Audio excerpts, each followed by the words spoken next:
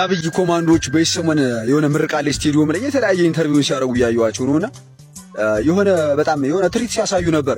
የከተማ ውጊያዎችን ምናምን እያደረጉ ሲያሳዩ ነበር። በገመድ እየሄዱ በፓራሹት እየወረዱ ምናምን አሳይተውናልና ጀበና ምናምን እየሰበሩ ቡልኬት እየሰበሩ ምናምን። አንድ ነገር ልንገራችሁ ግን በጣም ደጋግማችሁ ልታስቡበት ይገባል።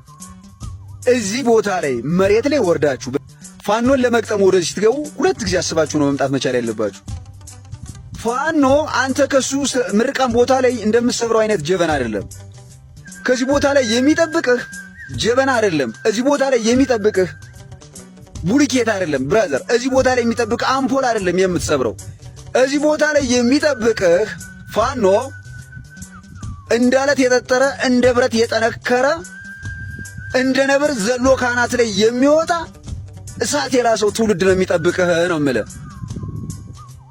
ቤተሰቡ ተፈናቅሎበት፣ ቤተሰቡ ታርዶበት፣ ቤተሰቦቹ ታግተውበት፣ ሀገሩ ተደፍራበት፣ ሃይማኖቱ ተነክቶበት ነው የወጣ እዚህ ጋር ያለው ሰራዊት። አባቴ አንተ እሱ ጋር በአብይ ፕሮፓጋንዳ 4 ወር ሰልጥነህ ቀይ ቦኔት አድርገህ እሱ ከተማ ላይ ዝም ብሎ እንደሱ አይደለም።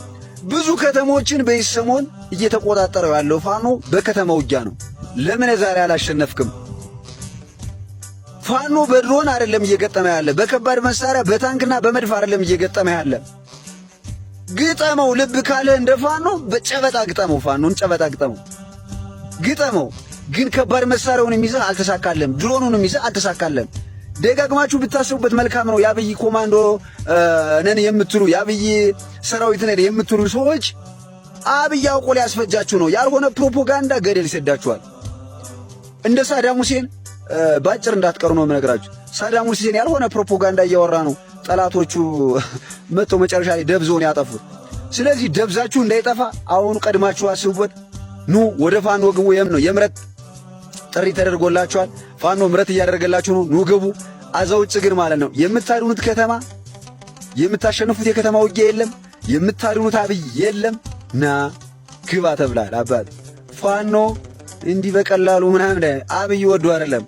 አንድ የጅብ ቆዳ አድርገው ነው፣ አንድ ጊዜ የሻቢያ ሰራዊት ነው፣ አንድ ጊዜ የጅብ ግልገል አድርገው ነው።